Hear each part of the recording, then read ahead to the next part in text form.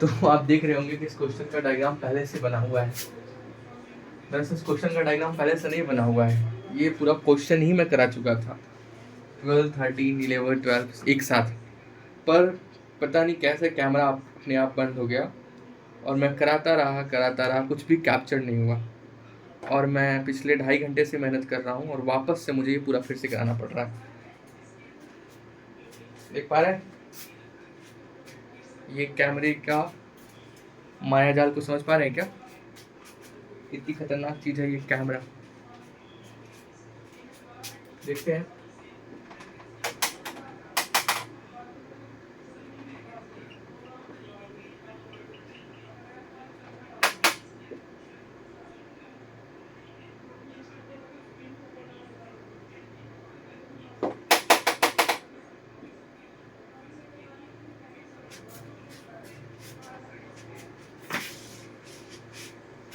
अब बताइए इसको इरेज कैसे किया जाए।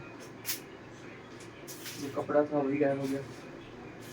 चलिए इस क्वेश्चन को देखते हैं ध्यान से एक बार, फिर आगे बात करेंगे। इस क्वेश्चन को आप देखेंगे, क्वेश्चन नंबर 12 में तो एक ट्रायंगल दिया गया है, उसमें एक सर्कल दिया गया है और ये BD जो दिया गया है वो 6 है और ये जो दिया गया था DC 8 दिया गया था। तो मैंने क्या किया, मैंने कहा अगर ये 8 है तो ये भी 8 हो जाएगा और मैंने कहा अगर ये 6 है तो ये भी 6 हो जाएगा। ये कैसे हो जाएगा साथियों? क्योंकि टेंजेंट्स के एक्सटर्नल पॉइंट्स पे लेंथ ऑफ टेंजेंट्स बराबर होता है। तो अगर ये 8 है तो ये भी 8, ये है 6 है तो ये भी 6 है। और मुझे क्या पूछ रहा था कि AB पूरा क्या होगा और AC पूरा क्या होगा, तो हमें ये पता नहीं है कि ये कितना है। तो अगर मैं इसको x मान लेता हूँ तो ये भी x हो जाएगा क्योंकि दोनों की लेंथ बराबर होगी।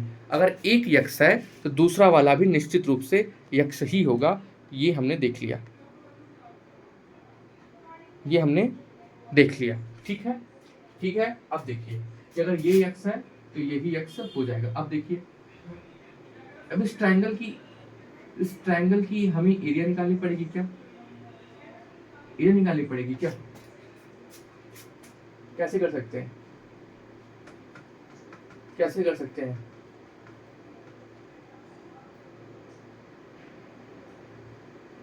कैसे कर सकते हैं? देखिए मान लीजिए ये एक ट्रायंगल है, ये है और ये है ना, और ये है परपेंडिकुलर, ये है परपेंडिकुलर, ये है परपेंडिकुलर। आप देखिए 3 ट्रायंगल बन रहे हैं। एक तो ये ट्रायंगल इस बेस के साथ ट्रायंगल बन रहा है, ये वाला, ये और ये। एक इस बेस के साथ ट्रायंगल बन रहा है, ये वाला ट्रायंगल, और इस बेस के साथ ये परपेंडिकुलर बन रहा है, ये वाला ट्रायंगल। 3 ट्रायंगल बन गए। तीनों के ट्रायंगल की अगर एरिया में जोड़ दूं, तीनों ट्रायंगल की एरिया, क्योंकि ये तीनों राइट एंगल ट्रायंगल है, थ्योरम 10.1 से सेंटर से टेंजेंट पे ड्रॉ करेंगे तो परपेंडिकुलर होगा, सेंटर से टेंजेंट पे ड्रॉ करेंगे तो परपेंडिकुलर होगा, सेंटर से टेंजेंट पे ड्रॉ करेंगे तो परपेंडिकुलर होगा। तो 1/2 राइट एंगल ट्रायंगल का एरिया का फॉर्मूला क्या होता है? 1/2 बेस इनटू हाइट। और ये तीनों की एरिया बड़े वाले ट्रायंगल ABC की एरिया की बराबर होनी चाहिए। हाँ होनी चाहिए, ये तो स्पष्ट बात है, ये तो होनी ही चाहिए।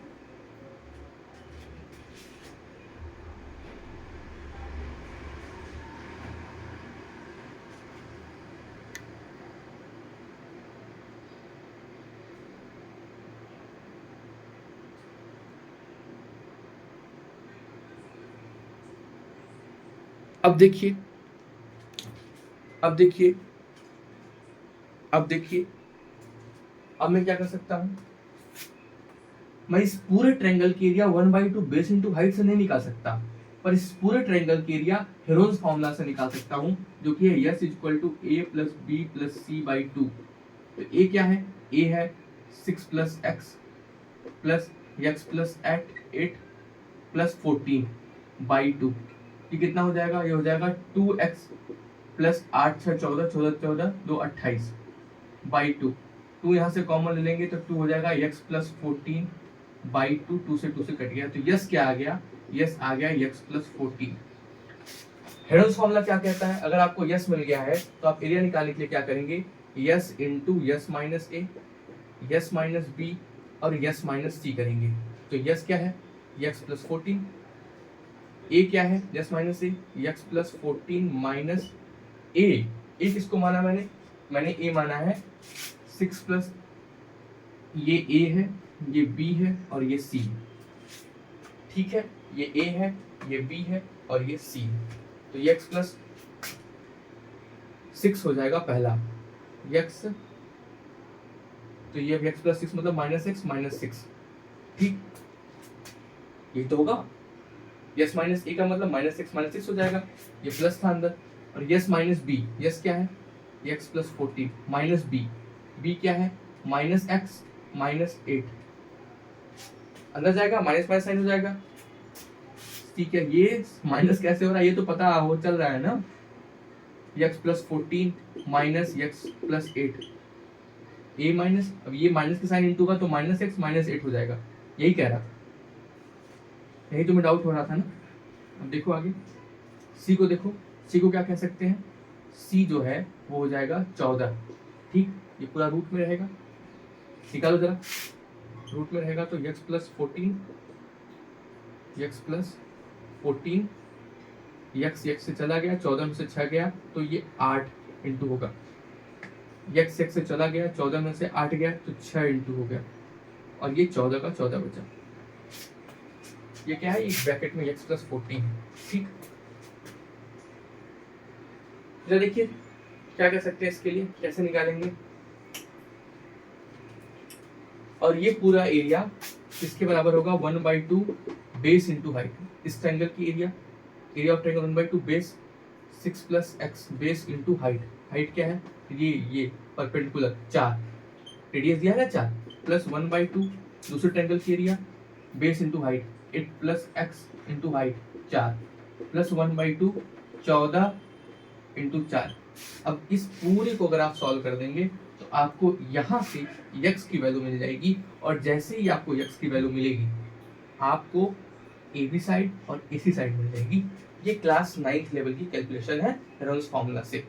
मैं इतना एक्सपेक्ट कर सकता हूँ कि आप ये कैलकुलेशन कर सकते हैं, कर पाएंगे तो अच्छी बात है, करना ही चाहिए। अब देखते हैं क्वेश्चन नंबर 13। क्वेश्चन नंबर 13 क्या कह रहा है, समझ पाए ना x कैसे निकला, टोटल एरिया को हेरोल्ड्स फॉर्मूला से एरिया निकाल दिया और राइट एंगल ट्रायंगल के फॉर्मूला से एरिया निकाल के कैलकुलेट कर दिया। ये कैलकुलेशन बहुत लंबी होती, अनयूजुअल, इसको आप कर सकते हैं, इसलिए मैंने उसको कंटिन्यू आगे नहीं किया। क्वेश्चन नंबर 13 समझाता हूं मैं, देखिए क्या कह रहा है। Prove that opposite side of quadrilateral circumscribing a circle subtend a supplementary angle at the center of the circle। ये सर्कल है, ये क्वाड्रिलेटरल है, ठीक है, ये क्वाड्रिलेटरल है ए बी सी डी। अब ये क्या कह रहा है, ऐसे ऐसे ऐसे और ऐसे है, और ये दोनों एंगल्स का सम जो बन रहा है 180 बन रहा है। अपोजिट साइड ऑफ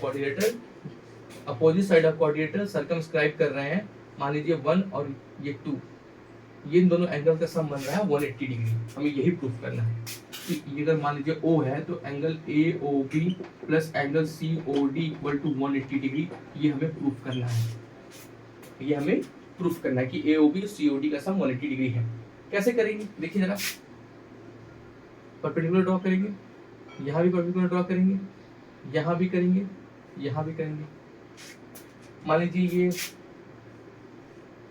अब मैंने इसको पूरे को अब 1 लिया था, अब ये A, ये B, ये C, ये D, ये E, ये F, ये G और ये H मैंने डिवाइड कर दिया, E B C D E F G H है।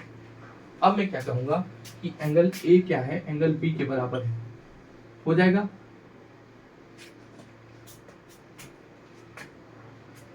एंगल A एंगल B के तो कह सकते हैं, पर आप इसको ये वैसे कह सकते हैं कि ये जो डायगोनल है वो इस पूरे एंगल को बाइसेक्ट कर रहा है, तो एंगल B बराबर हो जाएगा, एंगल B बराबर हो जाएगा एंगल C के, एंगल D बराबर हो जाएगा एंगल E के, एंगल F बराबर हो जाएगा एंगल G के, एंगल H बराबर हो जाएगा एंगल A के। ये जो डायगोनल्स हैं आर बाइसेक्टिंग, इसको ऐसा भी कर सकते हैं आर बाइसेक्टिंग एंगल्स, या इसको ऐसे भी कह सकते हैं कि इस ट्रायंगल को कॉन्ग्रुएंट दिखा दो, ये एंगल सीपीसीटी से बराबर हो जाएगा।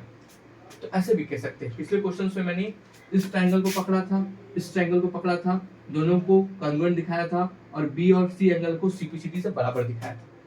और आपको पता है कि जो सेंटर क्वाड्रिलेटरल का ये जो पूरा ये पूरा होता है, ये कितना हो जाता है, ये होता है 360 360। मतलब मैं क्या कर सकता हूँ, angle A plus angle B plus angle C plus angle D plus angle E plus angle F plus angle G plus angle H equal to 360 degree.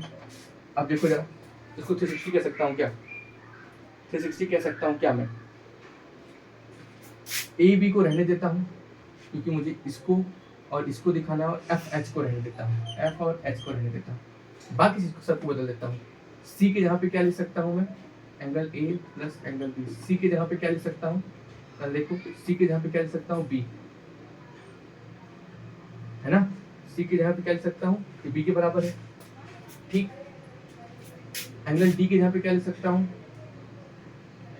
Angle D के जगह पे क्या लिख सकता हूँ, एंगल डी के जगह पे और एंगल ई के जगह पे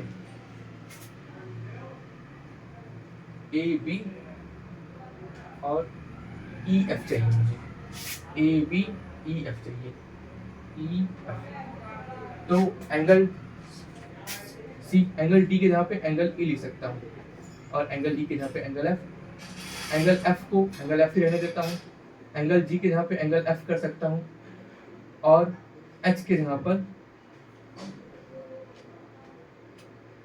एंगल एच के जगह पर एंगल ए कर सकता हूँ, इक्वल टू 360। जरा ऐड करिए, एंगल ए और एंगल ए, ये हो गया 2 एंगल ए, एंगल बी और कहाँ पे एंगल बी, ये 2 एंगल बी, ठीक। एंगल ई प्लस एंगल ई, 2 angle E, angle F plus angle F, ये हो गया 2 एंगल एफ इक्वल टू 360। अगर मैं 2 कॉमन ले लूँ इसमें से तो क्या बचेगा, angle A plus angle B plus angle E plus angle F equal to 360/2, क्योंकि कॉमन ले लिया, आ गया 180 डिग्री। और इन सबको जोड़ के मैं यही बोल सकता हूँ कि ये होगा angle A O B plus angle C O D equals to 180 degree. यही हमें प्रूफ करना था।